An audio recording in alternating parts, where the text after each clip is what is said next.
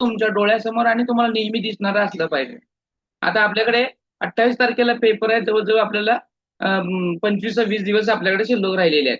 त्या 25-26 दिवसामध्ये आपलं फक्त आता रिव्हिजन झालं पाहिजे आणि हे रिव्हिजन होत असताना आपल्या डोळ्यासमोर त्याच गोष्टी हव्यात ज्या पेपरला अपेक्षित आहेत. बरोबर आहे का? पेपरमध्ये जर ह्या स्ट्रक्चर विचारला जात असेल, कारण तुम्ही जर पाठीमागचे 4-5 वर्षाचे किंवा 5-6 वर्षाचे जर पेपर पाहिले, तर पेपर 2 वरती काय प्रश्न विचारला जातो, की अमुक-अमुक उत्पत्ती कोणत्या वर्गीकरणातली आहे किंवा या वर्गीकरणामध्ये खालीलपैकी कोणती उत्पत्ती येते. तर त्याच्यासाठी किंवा त्या उत्पत्तीचं नाव दिलं जातं, उद्गाता विचारला जातो आणि त्याच्यातल्या 1-2 पायऱ्या दिल्या जातात आणि त्याची पुढची पायरी कोणती आहे, कोणानुसार आहे आणि जास्त करून पेपर 2 मध्ये जे टार्गेट केला जातो, तो म्हणजे रॉबर्ट गॅग्नी आहे.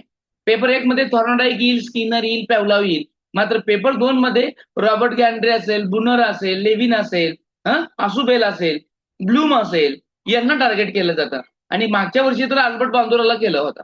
तर ह्यासाठीच्या इकडच्या ज्या आहेत ज्ञानात्मक असू दे किंवा आधुनिक उत्पत्ती असू दे, या उपपत्तीमधली ज्या काही उत्पत्ती आहेत त्या कोणत्या ह्याच्यामध्ये कोण येतं हे माहित असणं गरजेचं आहे. आपल्याला ती उत्पत्ती कितपत समजली किंवा त्याच्यातलं सारांश किती माहित झाला यापेक्षा ती उत्पत्ती कोणती आहे, कोणाची आहे आणि कोणत्या वर्गातली आहे हे माहित होणं सुद्धा आपल्याला खूप गरजेचं आहे. थॉर्नडाईकच्या उत्पत्तीचं नाव काय आहे? थॉर्नडाईकच्या उपपत्तीचं नाव काय आहे? अभिजात नाही. अभिजात अभिसंधान पॅव्लॉवच्या. नाही नाही आता नाही, मी तुम्हाला प्रयत्न व प्रमाद उपपत्ती. थर्मोडाईकची जी विचारली ती प्रयत्न प्रमाद उत्पत्ती आहे. बरोबर आहे. त्यालाच अजून आपण काय म्हणतो, ट्रायल अँड एरर, चुका आणि शिका. त्याचबरोबर थर्मोडाईकच्या उपपत्तीला संयोजनवादी उपपत्ती सुद्धा म्हटलेलं आहे. बरोबर की नाही? आता ह्या उपपत्तीनुसार तिची जी काही झालेली आहे उपपत्ती, ते त्यानं कुठल्या पुस्तकामध्ये प्रकाशित केलं होतं, जे मी तुम्हाला पहिले त्या दिवशी सांगितलं होतं प्लस ते डिस्प्लेला सुद्धा होतं. थर्मोडाईकनं जे 1898 मध्ये त्यानं आपली जी काही उपपत्ती मांडली, कोणत्या पुस्तकात मांडली?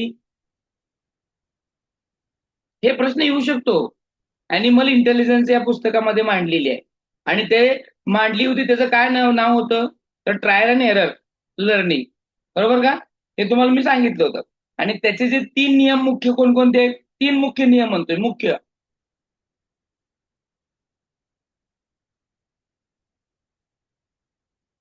तयारीचा नियम, सरावाचा आणि परिणामाचा नियम.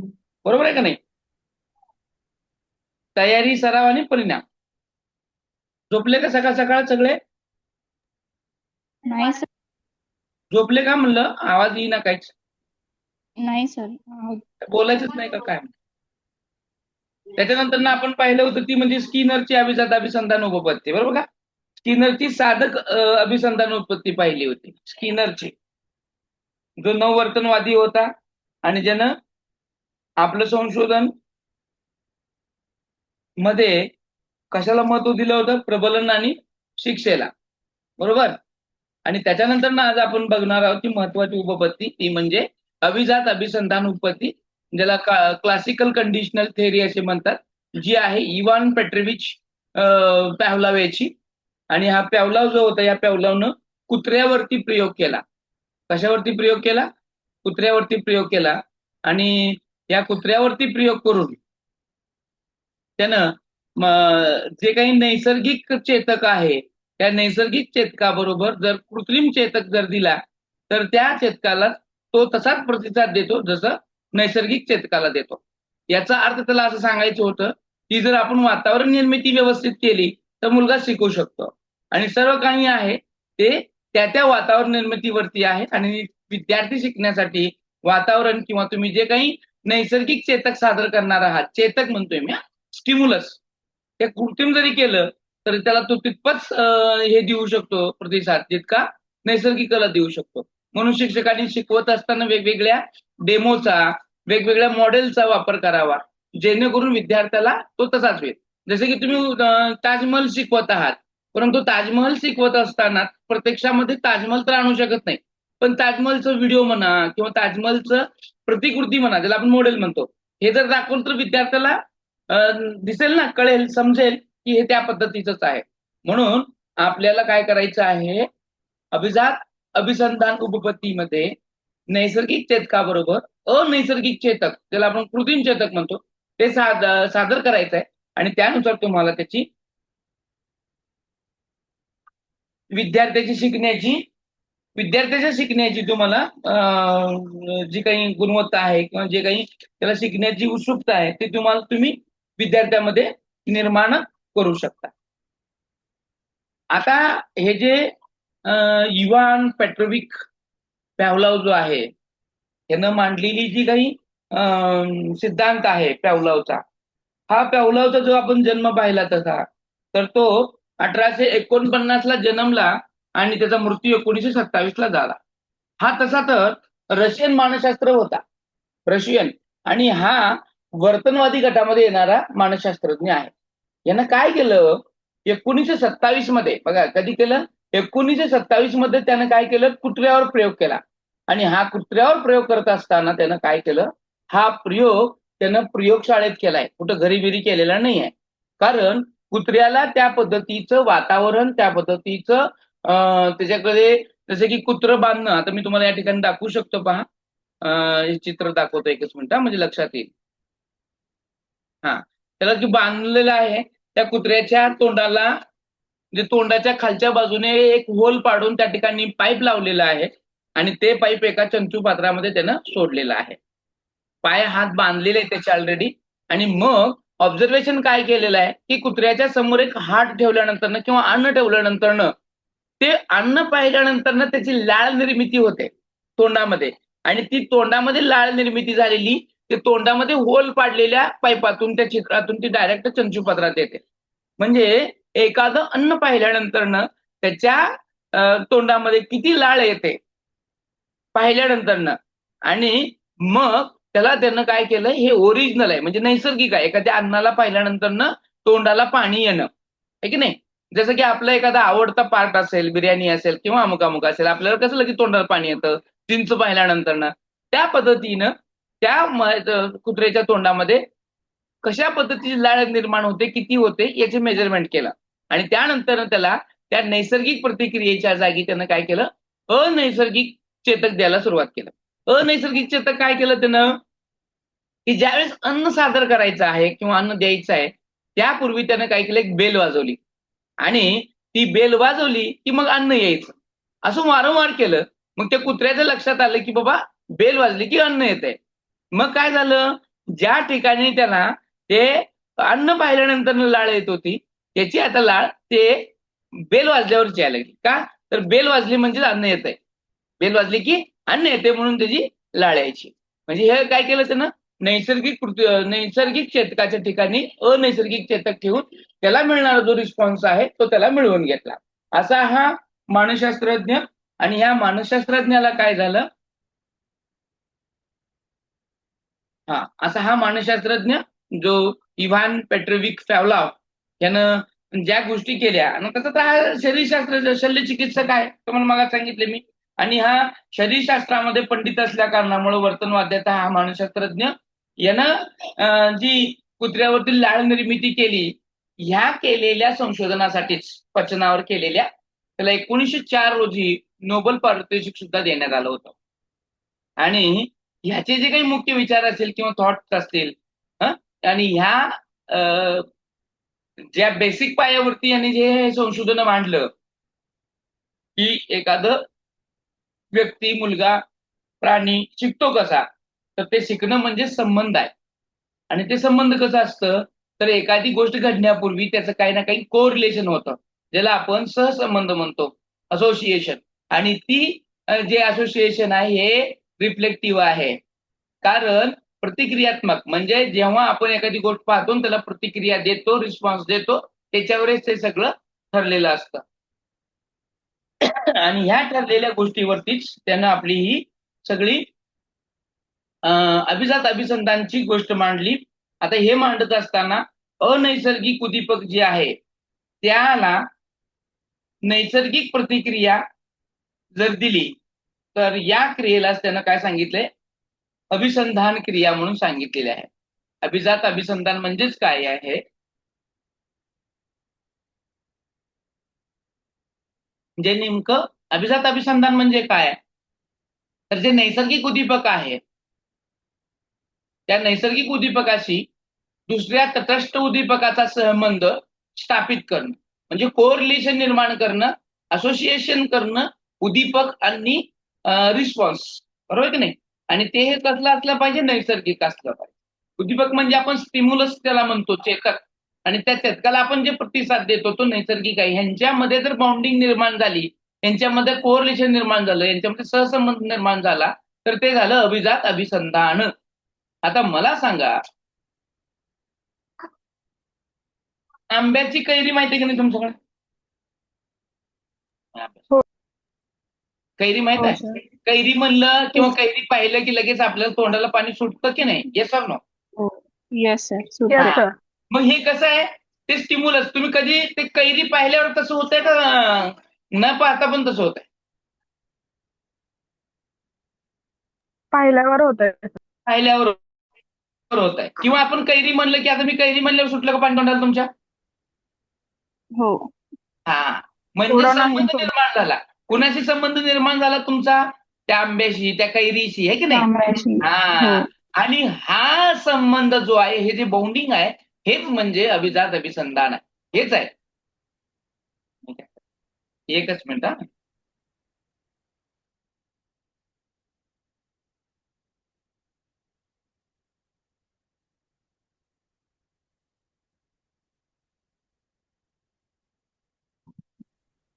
तर हा जो काही नैसर्गिक चेतकाच्या संदर्भामध्ये आपण जो प्रतिसाद देत असतो, तो संबंध किंवा ती जी बाउंडिंग आहे, त्याला आपण काय म्हणायचं?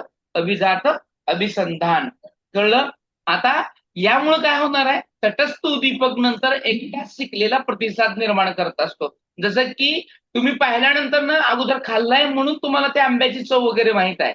जर आंबा कधी खाल्लाच नसता किंवा कैरी खाल्लीच नसती, तर आज कैरी म्हणल्यानंतर तुमच्या तोंडाला पाणी सुटलंच नसतं. हा सहसंबंध निर्माण का झाला, तर महत्वाचं म्हणजे अगोदरची तुमची बाउंडिंग आहे, सुरुवातीची, ज्यावेळेस फर्स्ट टाइम तुम्ही ते पाहिलं होतं. त्यामुळं नंतर सुद्धा कधी भविष्यामध्ये आपण जर आंबा पाहिला किंवा ती कैरी पाहिली, तर आपल्या तोंडाला पाणी सुटणार होतं. मग याचं स्वरूप काय आहे, म्हणजे ह्याचं त्यानं कोरिलेशन कशाशी जोडलं? तुमच्या शिक्षणाशी जोडलं. एकच मिनिट.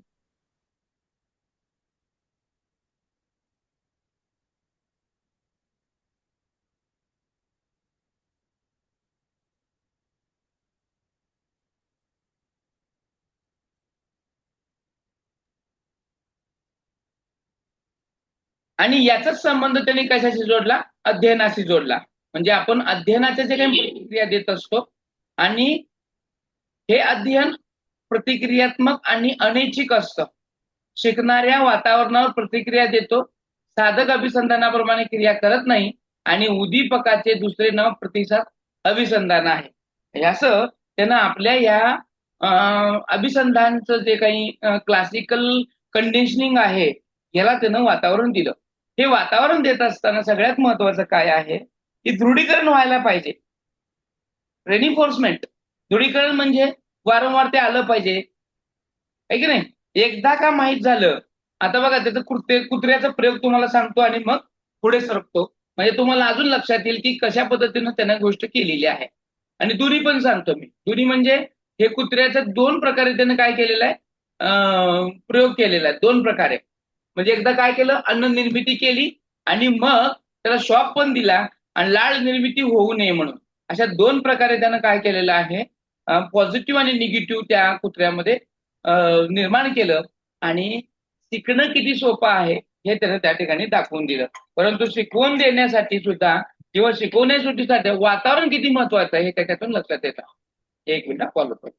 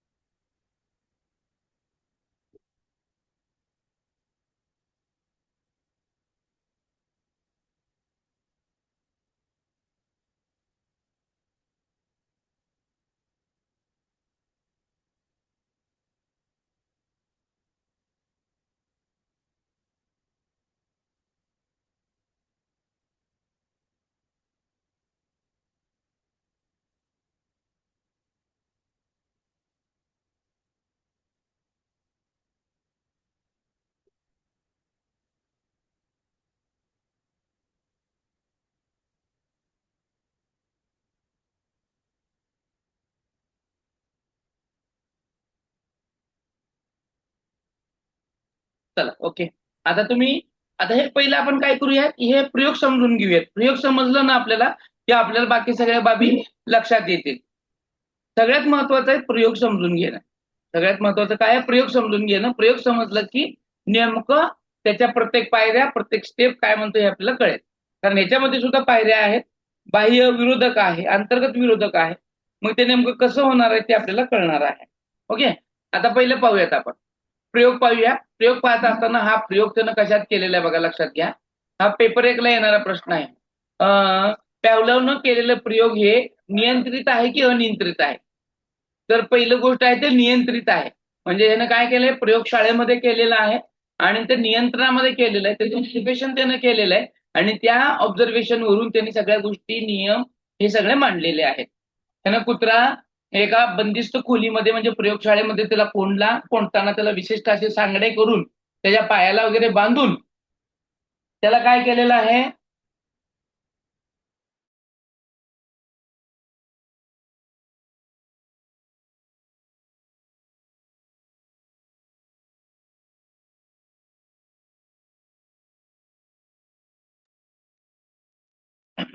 तर त्यानं काय केलं, या कुत्र्याला चारी पायाला बांधलं. तोंडामधून ज्या ठिकाणी लाळ निर्मिती होते तोंडामध्ये, त्या खालच्या बाजूला, हनुवटीच्या खालच्या बाजूला त्यानं काय केलं, एक छिद्र पाडलं. त्या छिद्रामध्ये पाईप जोडला आणि ते पाईप एका चंचू पात्रामध्ये सोडलं, ते जेणेकरून निर्माण झालेली जी काही लाळ आहे ती मोजता येईल.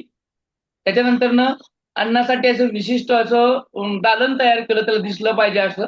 त्याच्यानंतरनं एक सिट्टी आणि एक बेल आवाज येणारा असा पार्ट ठेवला. सुरुवातीला त्यांनी पहिल्या काही दिवसामध्ये डायरेक्ट अन्न दाखवायला सुरुवात केलं. अन्न दाखवणं म्हणजे ठेवणं आणि त्यावेळेस मग त्याला खायला देणं.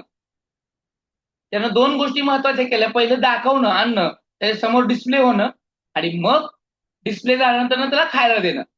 ते डिस्प्ले झाल्यापासून खायला मिळेपर्यंत या अंतरामध्ये किती लाळ निर्मिती होते हे महत्वाचं होतं ना.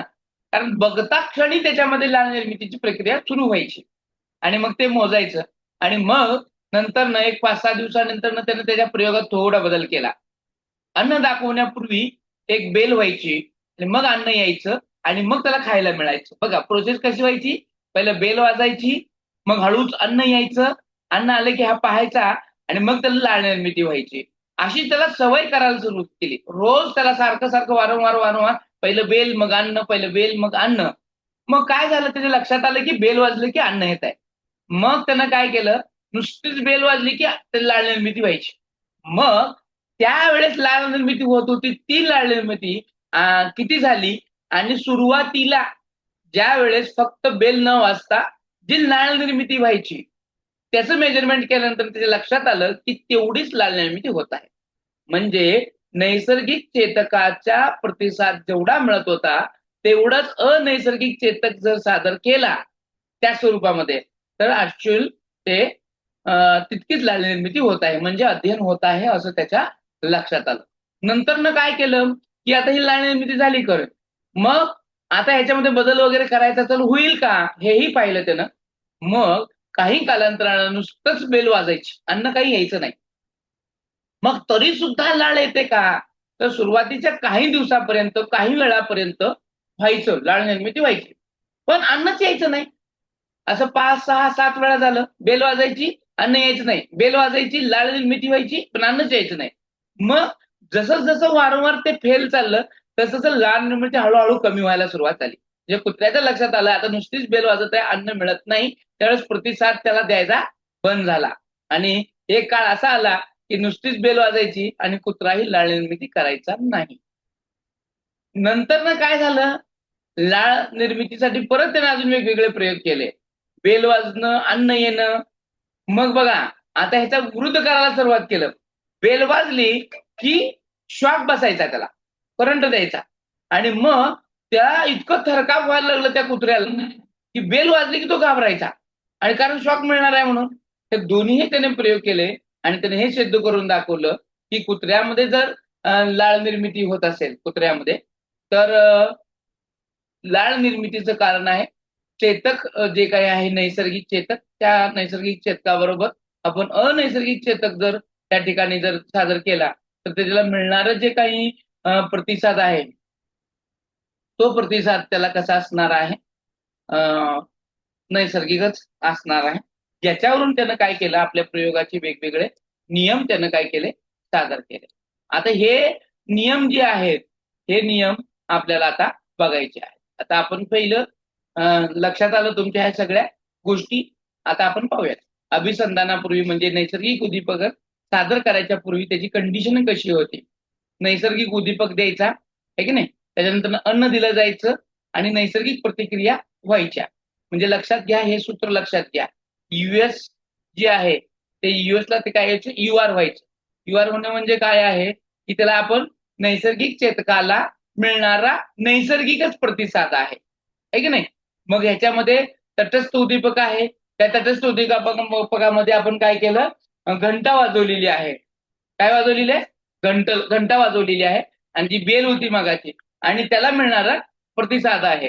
सुरुवातीला जो ते काय वाजत होता त्यावेळेस त्याला प्रतिसाद मिळालेला नव्हताच. बरोबर. आता यानुसार ह्या सगळ्या प्रतिक्रिया ज्या काय आहेत त्या घडल्या आणि याच्यावरून त्यानं काय केलेलं आहे, नियम मांडलेले आहेत. आता हे प्रयोग तर पाहिला आपण. आता प्रयोगामध्ये निरीक्षण करत असताना पॅव्लोव्यानं पहिलं कुत्रा पाहिले की कुत्रा अन्न पाहण्यापूर्वी जाळ गाळायला लागतो आहे की नाही. मग हळूहळू त्याच्या काही गोष्टी त्याच्यामध्ये सुरुवात व्हायला लागतात. आता आपल्याला फक्त पाहायचं आहे की या सगळ्यावरून आपल्याला काय घ्यायचंय आणि काय नाही, आपल्या पेपरमध्ये काय येणार. कधी कधी डोक्याच्या वरून सुद्धा हा प्रयोग जाऊ शकतो. एकच मिनिट.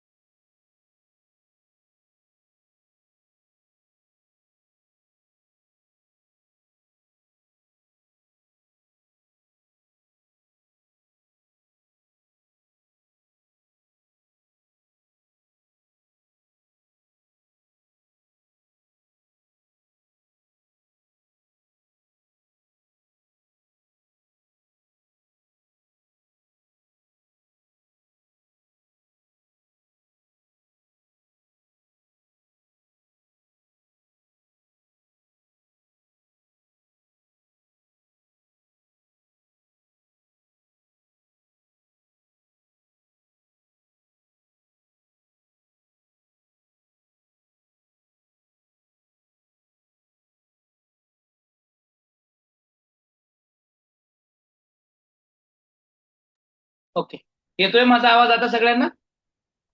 एक फोन आला होता महत्वाचा म्हणून तो रिसीव्ह केला.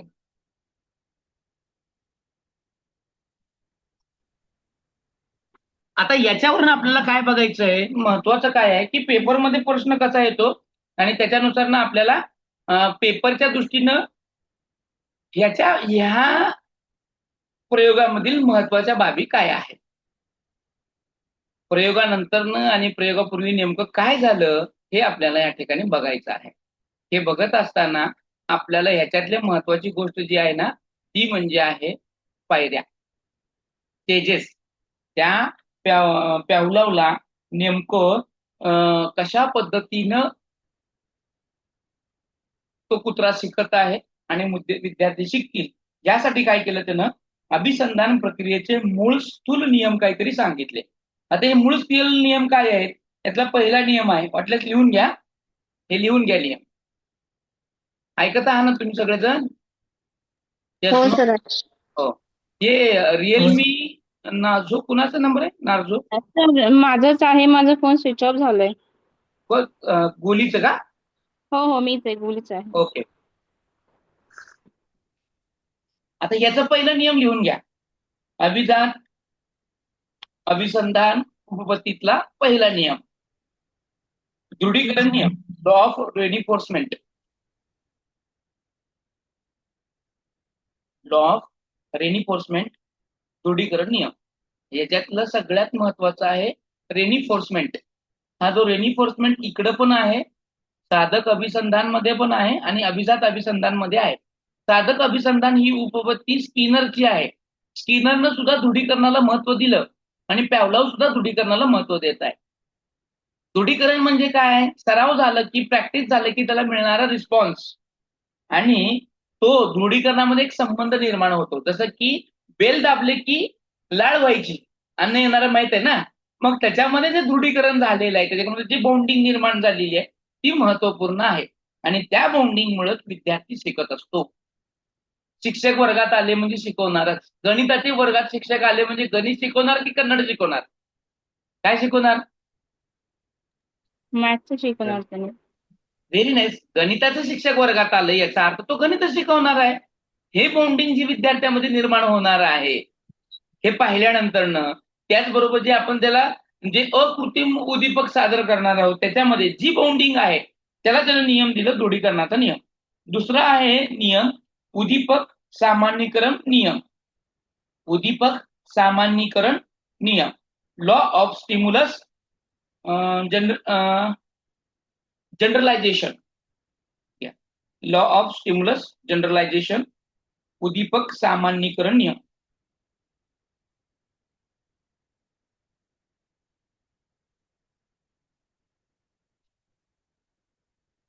आता उद्दीपक सामान्यीकरण म्हणजे जनरलायझेशन कधी होणार आहे सामान्यीकरण एखाद्या उद्दीपकामध्ये? जेव्हा बॉन्डिंग चांगली होणार आहे. बॉन्डिंग चांगली होणार आहे. आता बघा, मग मी एक उदाहरण सांगितलं बघा, कैरीचं. कैरी म्हणले तुमच्या तोंडात पाणी आलं, सामान्यीकरण आहे हे. कारण तेवढं कैरीत आणि आपल्यामध्ये दृढीकरण झालेलं आहे. सगळ्यालाच कैरी आवडते असं नाही. ज्याला कैरी आवडत नाही त्याच्या तोंडाला कैरीचं नाव घेतलं की पाणी येत नाही. चिंच, चिंच म्हणलं की आपल्याला सुद्धा खाऊशी वाटणारी चिंच हे त्यालाच आवडते ज्याला ती पाठ आवडत आहे.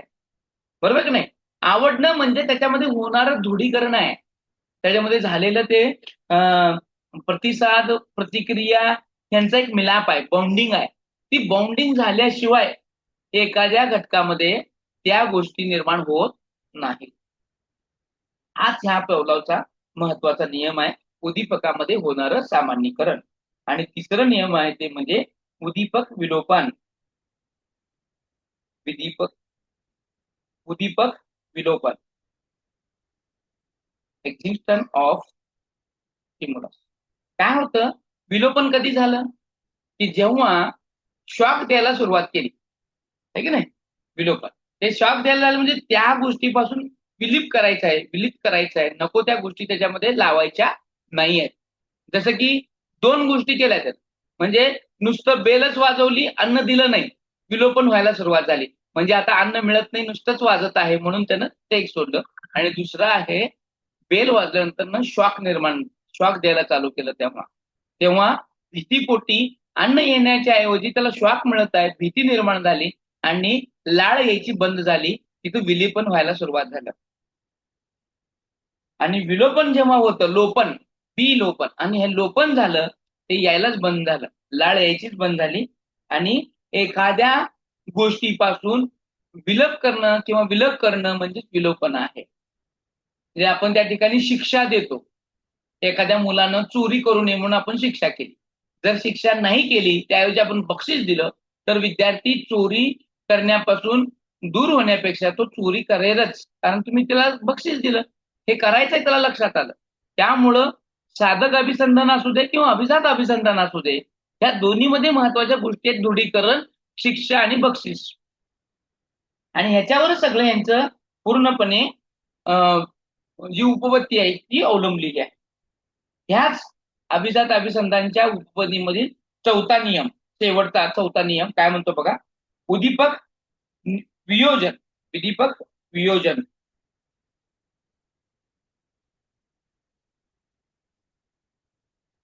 जे कोणतंही उदीपक असेल, त्या उदीपकाशी एखादी जेव्हा आपण प्रतिक्रिया अभिसंधित करायची असेल, तर त्यासाठी त्याला पुरेशा आवर्तनाची गरज असते. आवर्तन म्हणजे ते दिलेला वेळ जो आहे आणि पुनरावृत्ती करण्यासाठी जी वेळ देणार आहे, ती दिली तरच बाउंडिंग निर्माण होणार आहे. म्हणजे जसं त्या कुत्र्याला नुसतं अन्न दाखवलं आणि मग बेल वाजवली, अन्न दाखवलं, लाळ निर्मिती झाली, बेल वाजली, अन्न दाखवलं, लाळ निर्मिती झाली. हे जेव्हा वारंवार घडेल तेव्हाच हे होणार आहे. म्हणून वियोजन, जे उदीपक वियोजन आहे, या घटकामध्ये किंवा या प्रतिक्रियेमध्ये आवर्तन खूप महत्वाचं आहे. त्याला आपण प्रॅक्टिस म्हणलेलं आहे. पाठीमागच्या थर्नडाईकनं आणि स्किनरनं सुद्धा तयारीचा नियम दाखवला बघा, सरावाचा नियम दाखवला. याच्यामध्ये सराव खूप महत्वाचा आहे. सराव झाला कीच तुम्हाला त्या गोष्टी कळणार आहेत. इथंच त्यानं पॅवलॉवनं आवर्तन म्हणून सांगितलंय. तुम्ही जेवढं आवर्तन वारंवार कराल तेवढ्याच गोष्टी त्याला पक्क्या होणार आहेत आणि तिला मिळणारं जे काही रिस्पॉन्स आहे ते मिळणार आहे.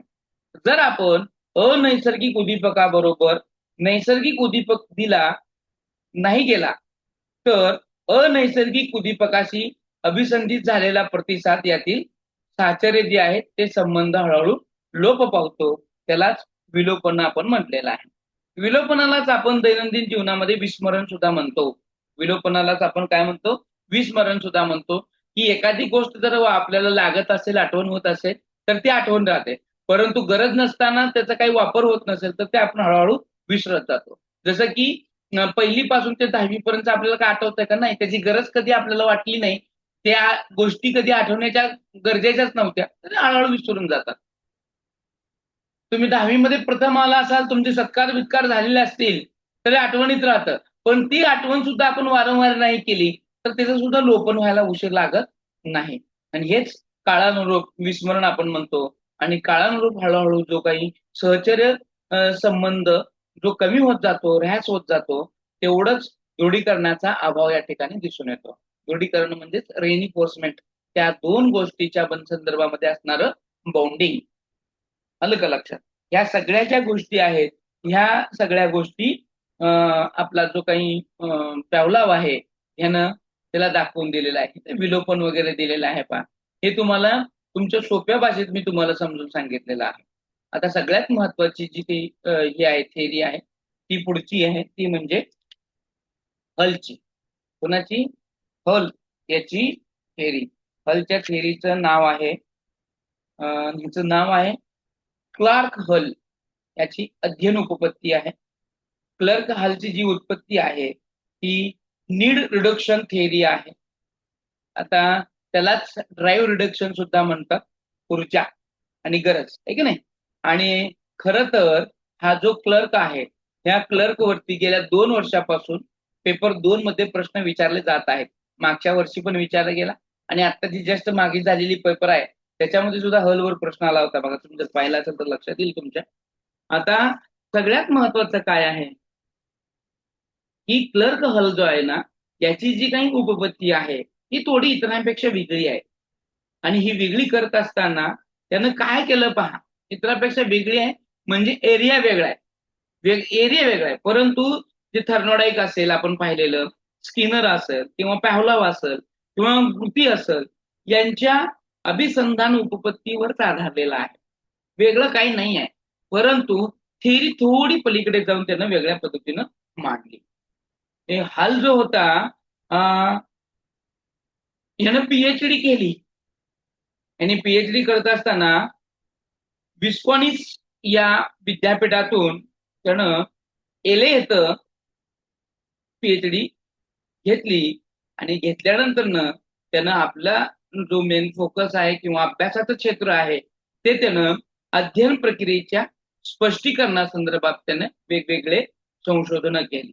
आणि आतापर्यंत जे काय होतं, यस आणि आर होता. यस आणि आर म्हणजे काय, यस म्हणजे काय आणि आर म्हणजे काय, कोण सांगेल? यस म्हणजे काय आणि आर म्हणजे काय? थर्नोडाईक असेल, स्किनर असेल, पॅव्हलॉव असेल, त्यांनी यस आणि आर सांगितलेलं आहे, आणि यस आणि आर वरच पूर्णपणे सगळ्या गोष्टी अवलंबलेल्या आहेत हे सांगितलं. यस म्हणजे स्टिम्युलस आणि आर म्हणजे रिस्पॉन्स, बरोबर आहे का? यस आणि आर या दोनच गोष्टीवरती पूर्णपणे हे जे काही आत्ताच ह्यांचं साम्राज्य स्थापलेलं होतं अध्ययनाचं, त्याच्यामध्ये थोडा त्यानं बदल केला.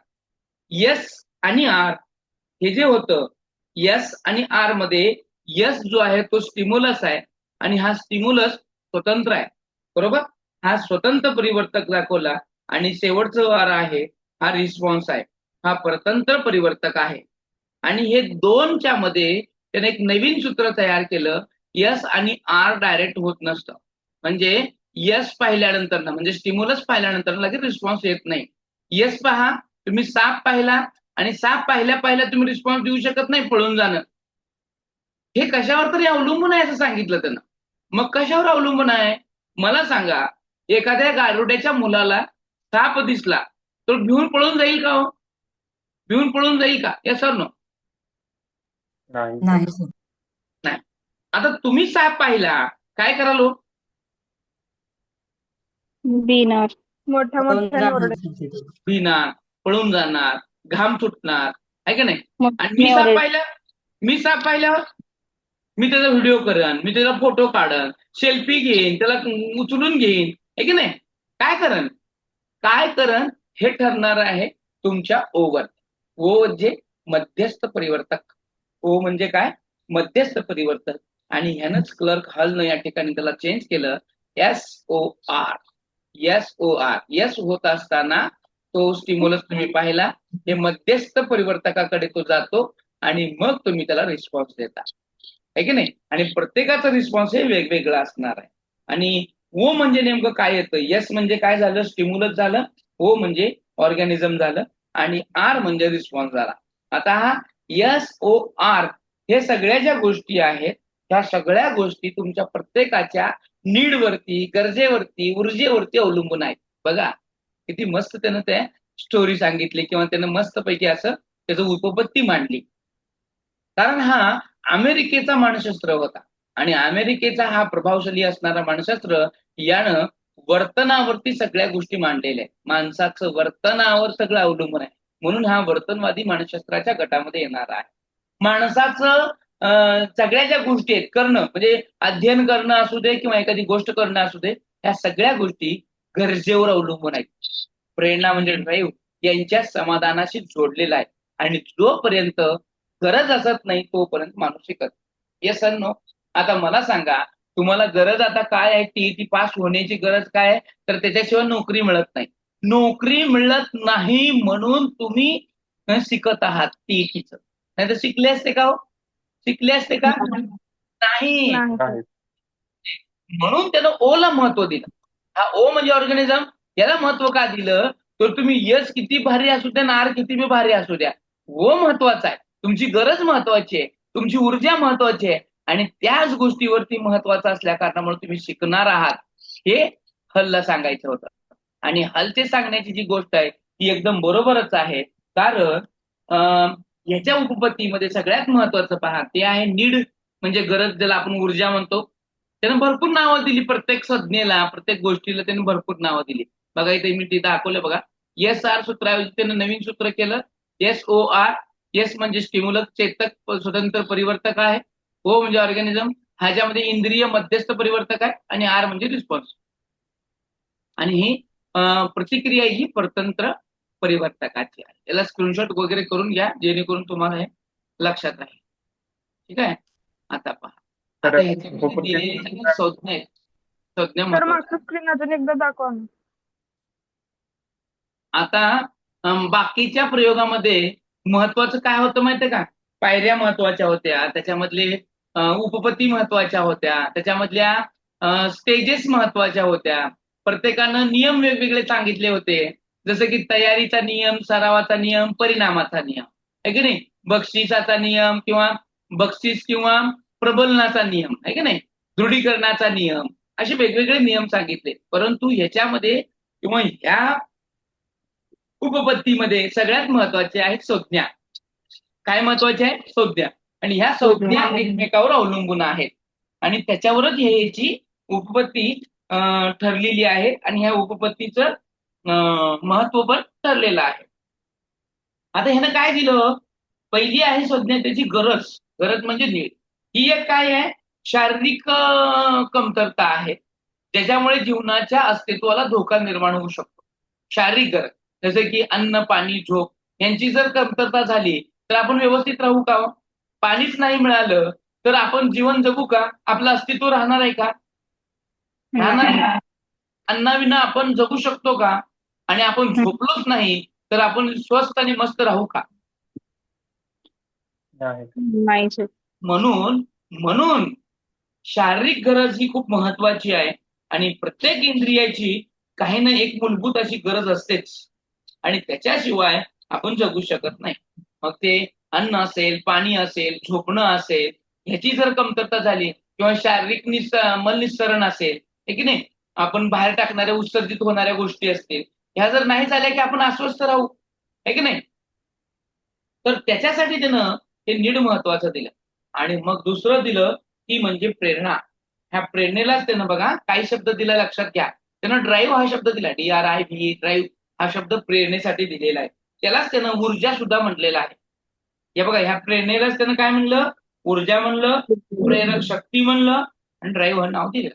आणि प्रश्न असा विचारला जातो बघा, TET मध्ये प्रश्न काय विचारला जातो की काय नाव याचं? क्लर्क हल.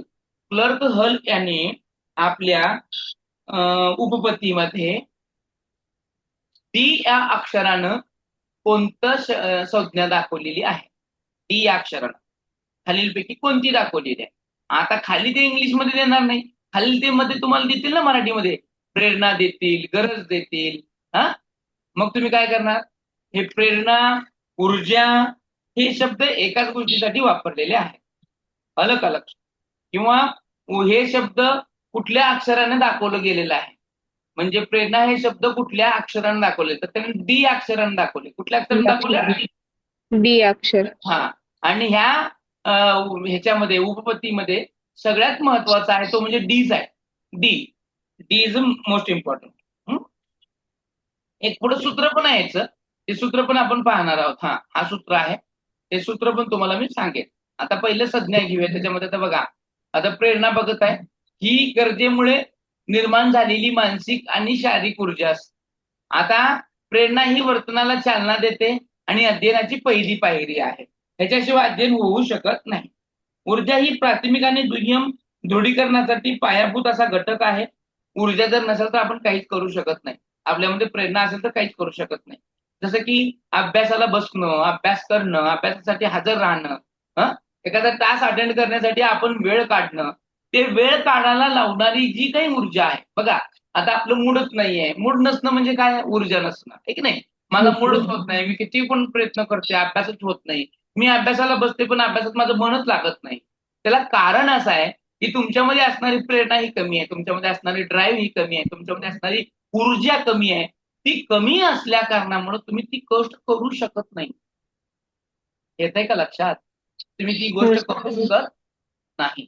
आणि म्हणून प्रत्येक गोष्ट करण्यासाठी किंवा शिकण्यासाठी तुमच्यामध्ये ऊर्जा असणं खूप गरजेचं आहे. आणि ऊर्जा ही इतकी आवश्यक आहे की चेतक ठरवतं. तुमचं ते ऊर्जा किती आवश्यकता आहे हे तुमचं चेतक ठरवत असतं, म्हणजे स्टिम्युलस ठरवतं. आता मला सांगा, मी तुम्हाला जेवा म्हणलं तुम्ही जेवचाल का हो? मी तुम्हाला जेवण नाही. करा म्हटलं तुम्ही जेवचाल का? नाही, का बरं? नाही सर. का? कारण भूकच भूकच नसते ना. भूक हा. नसते. कधी जेवणार मग तुम्ही? जेव्हा भूक लागेल तेव्हा. जेव्हा भूक हा. लागते. मग मला सांगा, ही ऊर्जा कधी निर्माण होईल? जेव्हा त्याची गरज असेल तेव्हा. गरज मी त्यामुळे तुम्हाला तेव्हा. म्हटलं, मी तुम्हाला असं उगत म्हणलं की टीईटीचा अभ्यास करा बघू. टीईटीचा नाही. अभ्यास तुम्ही का करताय? तुम्ही का करताय मला सांगा. टीईटीचा अभ्यास तुम्ही का करताय? पेपर का देताय? तुम्हाला गव्हर्नमेंट पास जॉब. कशासाठी, तुम्हाला पास कशासाठी व्हायचं आहे? काय म्हणून तुम्ही पास होणार आहे? का बरं होणार आहे? काय गरज आहे त्याची? नोकरी मिळवण्यासाठी. हा, नोकरी मिळवणे हे गरजेचं आहे. नोकरी नाही मिळाली तर दैनंदिन तुमचे व्यवहार कसे होतील? दैनंदिन व्यवहार तुम्ही जगणार कसं? कारण पैसा असला पाहिजे. आणि 4 पैसे जब आएंगे तभी तो घर का चूल्हा जलेगा ना. आणि मग त्याच्यासाठी खटाटोप आहे. मला सांगा, त्या नोकरीचा आणि ह्या परीक्षेचा जर काही संबंध नसता म्हणतोय मी, तर तुम्ही इथं असता का? संबंध नसता तर तुम्ही इथं असता का? नाही. तुम्ही इथं नसताच, आहे की नाही? आणि त्याचं कारण आहे ही ऊर्जा. त्याचं कारण काय आहे? हे ऊर्जा. म्हणजे कोणती गोष्ट जर करायची असेल तर त्याला सगळ्यात महत्वाचं स्टिम्युलस आहे. आणि तो स्टिम्युलस ठरवतो की ती काम किती फटफट करायचं आणि जिथं गरज करायचं. आता ह्याच्यात तुमच्यापैकी कुणाला तरी एक सांगितलं असेल, तुम्ही कुणाकडे कुठल्या तरी संस्था चालकाकडे पैसे भरून ठेवले असतील, जॉब तुमचं पक्क जागा पक्की झाली असेल, मात्र त्या संस्था चालकानं सांगितलं असेल की बाबा रे, तू टीईटी पास झाल्याशिवाय तुझं अप्रुव्हल निघतच नाही. तू काय कर, तुला हे शेवटचा चान्स आहे. तू पास झाला ठीक नाही, तुझे पैसे पण माघार देतो, मी दुसरं सीट घेतो पास झालेलं. आता तुम्ही ते पास व्हावं, मलाच ती सीट मिळावी, माझं तिथं काम व्हावं म्हणून तुम्ही धडपडणार की नाही धडपडणार? आणि काय करणार तुम्ही त्याच्यासाठी? काय करणार? अभ्यास करून अभ्यास ठरव करून पास. पास करून ते तुम्ही सीट जीव तोडून मिळवायची. अभ्यास करणार आणि पास होणार. आणि पास होऊन त्याला सांगणार की बाबा मी पास झालो नाही, पहा, आहे की नाही? हे जी तळमळ आहे, ही जी गोष्ट आहे, त्या तुमच्या स्टिम्युलसवर अवलंबून आहे आणि त्याला तुम्ही देणाऱ्या प्रतिसादकावर. ऊर्जा ही जी काही आहे, अध्ययनकर्त्याला कृतीप्रवण बनवते आणि किती करायचं आहे, किती काम करायचं नाही, हे तुम्ही त्या ठिकाणी ठरवताय. जेव्हा तुमचं गरज जास्त असेल, ज्वलंत असेल, तेवढं तुमचा प्रतिसाद चलंत असतो. तुम्हाला खूप ताण लागली आहे, तुम्ही आता पाणी नाही प्यायलं की मरूनच जातात. मग तुम्ही पाण्याचा शोध घेण्यासाठी किंवा पाणी मिळवण्यासाठी अतोनात प्रयत्न कराल की नाही कराल? कराल की नाही कराल? हो. करणार. हा, अतोनात प्रयत्न, कारण पाणी नाही प्यायलं मी जगू शकणार नाही वगैरे. म्हणून जितकी गरज जास्त तेवढा तुमचा प्रतिसादक जास्त असतो आणि आपण अतोनात जीव तोडून मेहनत करतो. त्याला म्हणतो का नाही जीव तोडून. म्हणून गरज खूप महत्वाची असते आणि त्या गरजच तुम्हाला, ती गरज, तिथे ऊर्जा तुम्हाला एक ऍक्शनेबल बनवते, एक कृतीप्रवण बनवते. ऊर्जा ही वर्तनाला दिशा देण्याची भूमिका बनवत असते. जसं की आपल्याला मी म्हणलं तुम्हाला तहान आहे, पाणी पेलं तर तुम्ही जगणार नाही तर लगेच मरणार आहे. म्हणून तुम्ही काय करता, ते पाणी मिळवण्यासाठी, पाणी पिण्यासाठी धडपडणार आहे. तुम्ही पाण्याचा शोध घेणार आहे की नाही? म्हणून तुमची भूमिका काय करते, दुसरं कशावर महत्व जात नाही. ते पाणी नाही मिळालं तर मी जीव राहू शकत नाही, म्हणजे एवढ्या आखरी टोकरावर तुम्ही 4-5 दिवसापासून तहानलेले आहात असं गृहीत धरूयात. आणि अशा वेळेस तुम्हाला पाणी आणि तुमच्यासमोर ऑप्शन ठेवलेलं आहे संपत्ती किंवा सोनं. हे बघ, तुला मी काय पाणी देऊ शकत नाही, पण 2 किलो सोनं देतो. तुम्ही त्यावेळेस पाणी निवडाल की सोनं निवडाल? पाणी सर. तुम्हाला 2 किलो सोनं द्यायला लागले की. पाणीच पिलं नाही तर मरून जाईल की सर. सोनं घेतल्यावर जगू शकणार नाही, त्याची सोनं काहीच करू शकणार नाही, सोनं पिऊ शकणार नाही, पण पाणी पिल्यानंतर जगणार आहे. मग अशा वेळेस जे महत्वाचं आहे ना, तेच आपण करतो. हे तुमची कोण ठरवतंय? ऊर्जा ठरवते. तुम्हाला गरज कशाची आहे ती ठरवते आणि त्याच्यानुसार तुम्ही पुढे जात असता. गरज कमी करणं, प्रेरणा कमी करणारा कोणताही प्रतिसाद किंवा कृती मजबूत होते. म्हणजे एखादी गरज नसली की मला सांगा, ते पास हो नाही तर न हो, टीईटी तुला नोकरी देतोच मी, असं म्हणलंय की तुम्ही ती गरज कमी झाली, अभ्यास केला का नाही केला काय? म्हणून सगळ्यात महत्वाचं आहे तो म्हणजे तुम्हाला मिळणारा ऊर्जा आणि त्याच्यासाठी मिळणारे आमिष. आणि ह्या सगळ्यामध्ये आहे तो म्हणजे ते मजबूत करणारा तुमचा रेनिफोर्समेंट इफेक्टिव्ह प्रभावी असला पाहिजे, तो एकदम परिणामकारक असला पाहिजे की ज्याच्यातून आपण आपलं सगळ्या गोष्टी मजबूत करू. आता सगळ्यात महत्वाचा भाग आहे बघा. आता काय सगळ्यात महत्वाचा भाग तो म्हणजे सवयीचे द्राढ्य किंवा सवयीची शक्ती. आता ही सवयीची शक्ती किंवा सवयीचं द्राढ्य हे जे अक्षर दाखवलेलं आहे हे हॅबिट स्ट्रेंथ आहे तुमचं, जे चेतक आणि प्रतिसाद यांच्यामध्ये असणारं जे काही बंध आहे त्या बंधाचं, त्याला आपण बाउंड म्हणतो, जे बंध आहे त्याचं दाखवणारं. शक्ती म्हणजेच काय आहे तर सवयीचे द्राढ्य, त्याला त्यानं यच न दाखवलेलं आहे. ही संज्ञा HSR ने दाखवली गेलेली आहे. आता ही संज्ञा HSR म्हणजे नेमकं काय आणि हे बघा ही आहे त्याची संज्ञा. आता ह्याला बघण्यापूर्वी आपण ही संज्ञेतले घटक पाहूया आणि मग ती संज्ञा पाहूया. बरोबर. आता ही जी संज्ञा आहे ज्याला SER बघा, SER is equal to SHR into D into K. आता हे नेमकं त्याचं स्क्रीनशॉट करून घ्या. आता हे स्क्रीनशॉट केल्यानंतर बघा SER म्हणजे काय आहे, या ठिकाणी जो तुम्हाला SER दिलेला आहे, SER हा SER म्हणजे विशिष्ट चेतकाला विशिष्ट प्रतिसाद देण्याची प्रवृत्ती. जसं की मग ते कुत्र्याला दिलं बघा त्यांना. आता काय कुत्र्याला दिलं, बेल वाजली की अन्न यायचं ना त्याचं, मग त्यानं बेलच प्रतिसाद द्यायला चालू केलं.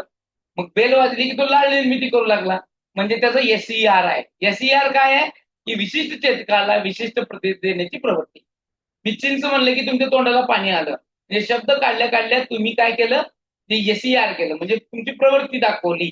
मग SER बनतो कशानं, SER बनतो कशानं, SER is equal to SHR. आता SHR म्हणजे काय आहे, सवयीचं द्राढ्य आहे. सवयीचं काय आहे, द्राढ्य आहे, त्याला आपण हॅबिट स्ट्रेंथ म्हणलेलं आहे, ठीक आहे नाही. आणि त्यालाच आपण शक्ती म्हणलेलं आहे, त्यालाच आपण सवयीचे द्राढ्य सुद्धा म्हणलेलं आहे. आता हे सवयीचे द्राढ्य असणारं म्हणजे एखादी सवय, ते तुम्हाला अगोदर माहित आहे ना, खाल्ले मग तुम्ही छान छान म्हटलंय. त्या कुत्र्याला सुद्धा अगोदर बेल वाजवली अन्न दिलं, बेल वाजवली अन्न दिलं, असं वारंवार केल्यानंतर ना त्याच्यामध्ये ती सवय निर्माण झाली.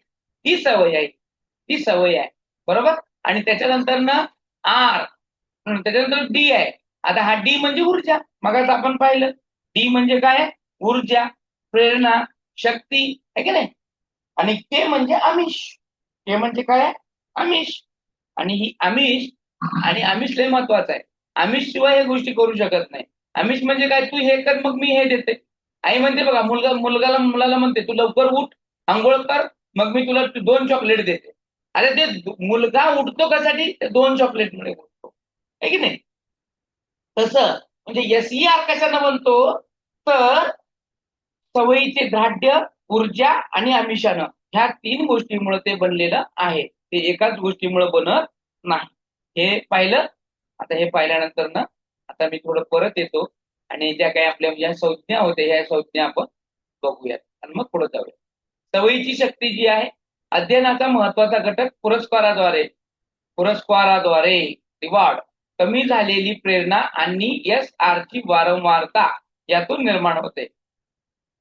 म्हणजे आपण एखाद्या स्टिम्युलसला कसा प्रतिसाद देतो त्याच्यातून आपली सगळी ऊर्जा, त्यातून हे सगळ्या गोष्टी निर्माण होतात. एखाद्या गोष्टीतून आपल्याला काय जर मिळणार असेल तर आपण ते धडपडत करतो, काही मिळणार नसेल तर ते करायचं म्हणून करतो आणि परत परत करायचंही सोडून देतो. तसं तर सवयीची जी शक्ती आहे, सवयीची जी शक्ती आहे, SER जो निर्माण होतो तो तुमच्या ऊर्जेवरती, तुमच्या प्रतिसादकावरती, तुमच्या आमिषावरती ते ठरवून असतो. प्रेरणेची जी शक्ती आहे, ड्राईव्ह स्ट्रेंथ, जी डी न दाखवलेलं आहे, शारीरिक कमतरतेमुळं निर्माण झालेली वर्तनाची शक्ती, आहे की नाही. आणि आपण एखादी गोष्ट मिळवण्यासाठी प्रेरक शक्ती आपली डी आहे, सगळ्यात महत्वाचं म्हणजे ऊर्जा आहे. मी CET किंवा TET पास झाल्यावर मला नोकरी मिळणार आहे, ऊर्जा, नोकरी मिळणार आहे, नोकरी 50,000 क्रेडिट होणार आहेत तुमच्या बँक खात्यावरती पर मंथ, हे पाहण्यासाठी तुम्ही जी धडपड करताय, तुमच्यामध्ये जी प्रेरणा जागृत होणार आहे. मी मागच्या वेळेस 1 मार्काने गेलो, मी 1 पास झालो असतो तर आत्ताच्या मी ह्याच्यामध्ये मी यशस्वी झालो असतो. मी आत्ताच्या येणाऱ्या TIT मध्ये एलिजिबल झालो असतो, आहे की नाही? हे जे काय आतील एक ऊर्जा येते आणि ती तुम्हाला आत्ता सध्याला कार्य करायला प्रवृत्त करते, की मिळव, मी करणार आहे, मी मी मी पास होऊ शकतो. ही जी शक्ती तुम्हाला बसू देत नाही, ती शक्ती म्हणजे प्रेरणेची शक्ती. आणि अनुक्रिया करण्याची संभाव्यता म्हणजे एखादं वर्तन, त्या वर्तनाची अंतिम संभाव्यता, वर्तनाची संभाव्यता, सवयीची शक्ती आणि प्रेरणेची शक्ती यांच्या गुणाकारावर अवलंबून असते. तुम्ही जितकं फास्ट करणार, तुम्हाला जितकं फास्ट बेनिफिट मिळणार आहे, तितकंच फास्ट तुम्ही करणार आहे. नुसती सवय म्हणजे यश असून चालत नाही, नुसती प्रेरणा असून चालत नाही, तर दोन्ही पण पाहिजे. सवय पण पाहिजे, लवकर उठण्याची प्रेरणा पाहिजे. कशासाठी उठायचं आहे? आपण सकाळी सगळेच म्हणतो की सकाळी लवकर उठूया. कशासाठी? उठून काय करणार आहे मी? उठून काय करणार असेल, मला काय मिळणार असेल तर मी उठेन, नाहीतर उठणार नाही. म्हणून नुसती सवय लावून जमणार नाही, तर त्या सवयीच्या पाठीमागे प्रेरणा सुद्धा असली पाहिजे आणि ती प्रेरणा तुम्हाला ती गोष्ट करायला प्रवृत्त करते, मजबूत करते आणि ती पुढे घेऊन जात असते. एखाद्या विशिष्ट प्रसंगी निर्माण झालेली जी काही ऊर्जा आहे, ही संबंधित वर्तनासाठी त्या आमिषाचं म्हणजे त्या ऊर्जेचं म्हणजे आपण मगाशी के पाहिलं, त्या के साठी त्याचं स्वरूप काय आहे, ते मिळणारे जे आमिष आहे ते किती मोठं आहे, बलाढ्य आहे, याच्यावरच आपलं चेतन आणि प्रतिसाद हा निर्माण झालेला असतो. आणि त्याच्यातूनच आपलं सवयीचं द्राढ्य निर्माण होत असतं. म्हणजे HER त्याच्यामध्ये निर्माण होत असतं. म्हणजे मला काय मिळणार आहे, मी TETचा अभ्यास करून परीक्षा पास झालो तर मला मिळणार काय आहे? तर हे तुमच्या त्या ऊर्जेवरती, तुमच्या आमिषावरती तुम्ही ते करणार आहात. बरोबर? आता जेवढे जे अभ्यासाला लागलेले आहेत, त्यांच्यामध्ये त्यांचा जो HER आहे, त्यांचा जो SER आहे, तो SER, SHR, त्यांचा D आणि त्यांचा K वरती अवलंबून असणार आहे. ज्यांचा हा मजबूत आहे, ते एकदम चांगला अभ्यास करणार आहे आणि ते यशस्वी सुद्धा होणार आहे. E=H × D. या ठिकाणी ई म्हणजे काय? वर्तन आहे आणि ते वर्तन घडण्याची शक्ती दर्शवतं. आणि हे जे आहे, हे सगळं तुमचं सवय, हॅबिट आणि तुमच्या ऊर्जेवरती अवलंबून असणार आहे.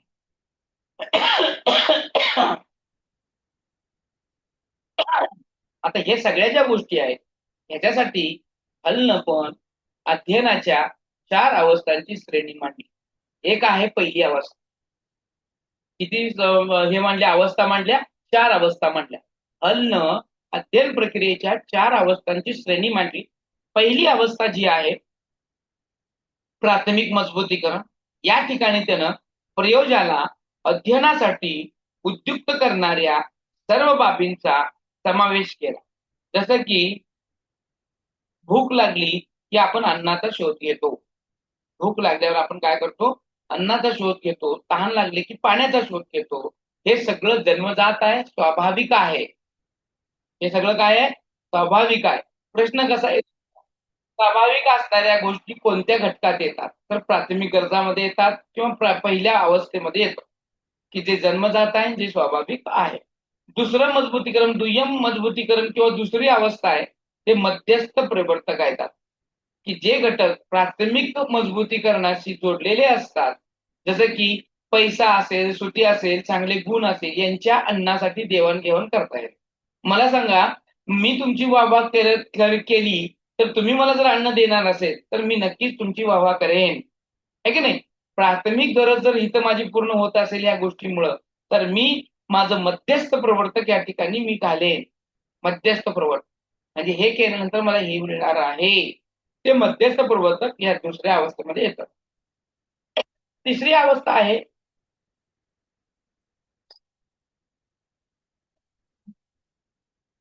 तिसरी जी अवस्था आहे, अध्ययन आणि सवयींची निर्मिती. या तिसऱ्या अवस्थेमध्ये प्रतिक्रियांचा जो जोम आहे, हा आमिषाच्या प्रेरणावर अवलंबून असतो. म्हणजे तुम्हाला जो मिळणारा ड्राईव्ह आहे, तो कमी झाला की तुमची काय होते? ऑटोमॅटिकली प्रतिक्रिया कमी होते. जितका डी चांगला तितका तुमचा आर सुद्धा चांगला असणार आहे. आणि या ठिकाणी तुमची सवयीची शक्ती वाढत असते, म्हणजे यश वाढणार आहे.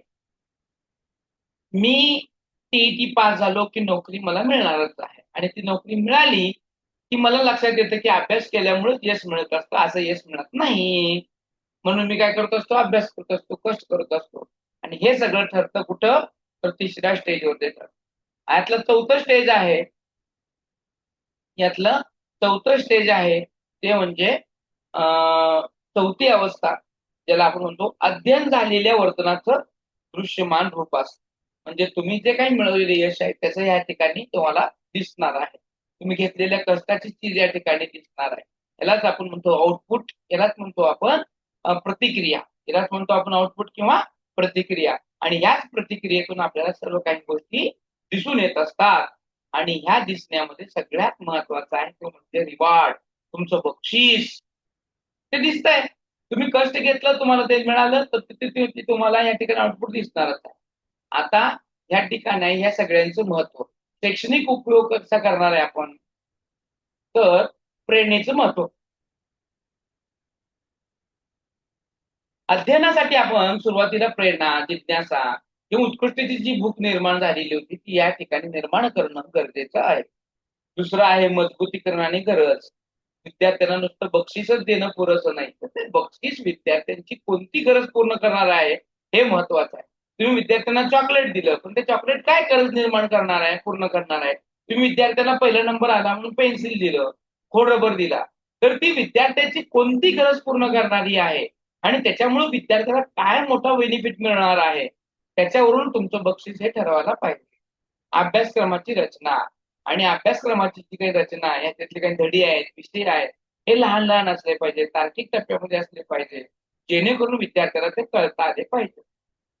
आता ठीक आहे, हल यांनी केवळ शारीरिक गरजांवर जास्त जोर दिला, पण उच्च पातळीच्या हायर लेवल गरजा जसे की आत्मसन्मान या ठिकाणी त्यांनी दुर्लक्षित केलं. हे शैक्षणिक उपयोगासाठी महत्वपूर्ण जरी उपपत्ती असली तर ह्याच्यामध्ये किरकोळ चुका दिसून आल्या, की ती म्हणजे सगळ्यात महत्वाचं म्हणजे जे क्लर्क हल आहे आपला, ह्यानं फक्त विद्यार्थ्यांच्या किंवा व्यक्तीच्या शारीरिक गरजावर जास्त जोर दिला. त्याच्या उच्च ज्या काही गरजा आहेत, हायर थिंकिंग आहे, प्रत्येकाला आपल्या आत्मसन्मान हवा असतो. मास्लोच्या गरजांच्या श्रेणीमधलं जे उच्च पातळीवरचं जे आत्मसन्मान आहे ते ह्याच्यामध्ये दिसतच नाहीये. त्यामुळं सूत्रबद्ध मॉडेल या ठिकाणी दिसत नाही आणि हे व्यवहारात वापरणं खूप कठीण वाटतं. म्हणून या उपपत्तीचा तेवढा गाजावाजा झाला नाही. त्यांना सांगितलेल्या गोष्टी खूप महत्वाच्या आहेत, परंतु तितक्या ह्याच्यामधून दिसून आलेल्या नाहीयेत. लक्षात घ्या, ह्याच्यामध्ये एक महत्वाचं काय सांगतो तुम्हाला. ह्याच्यामध्ये 3 प्रवर्तक महत्वाची आहेत. कोणकोणती? एक आहे, लिहून घ्या वाटलं, स्वतंत्र परिवर्तक मध्ये काय येतं, मध्यस्थ परिवर्तकामध्ये काय येतं आणि ह्याच्या प्रवर्तकामध्ये काय येतं. पहिले लिहून घ्या, स्वतंत्र प्रवर्तक. लिहून घेत आहात का तुम्ही? म्हणजे सांगायला बरं, नसेल तर सोडून हो, देतो. नाही, स्वतंत्र. पहिला आहे स्वतंत्र परिवर्तक. ह्याच्यामध्ये काय येतं, म्हणजे तुम्हाला प्रश्न विचारला जाईल की स्वतंत्र परिवर्तकामध्ये खालीलपैकी कोणता घटक येतो, किंवा मध्यस्थ परिवर्तकामध्ये खालीलपैकी कोणता घटक येतो, किंवा परतंत्र परिवर्तकामध्ये खालीलपैकी कोणता घटक येतो किंवा येत नाही, असं. पहिलं लिहून घ्या, स्वतंत्र परिवर्तक. त्याच्यामध्ये काय काय येतं? अन्न येतं, पाणी, काम, वासना आणि काय सर? पाणी. अन्न, पाणी, काम, वासना, अतृप्ती, ह्या सगळ्या स्वतंत्र परिवर्तकामध्ये येतात. स्वतंत्र परिवर्तक आहेत, ह्याच्यावर डिपेंड नाही ना कोणावर. अन्न नाही मिळालं की तुम्ही दुसरं कोण जगू शकत. अन्न, पाणी, काम, वासना. आता मध्यस्थ परिवर्तकामध्ये घ्या, मध्यस्थ परिवर्तक. चेतक मध्यस्थ परिवर्तकामध्ये येतो बघा, चेतक. त्यानंतर ना आमिषाचे प्रेरक, आमिषाचे प्रेरण, आमिषाचे प्रेरण जे केर दाखवलेलं आहे. आणि सवयीचे द्राढ्य, SHR, सवयीचे द्राढ्य, SHR.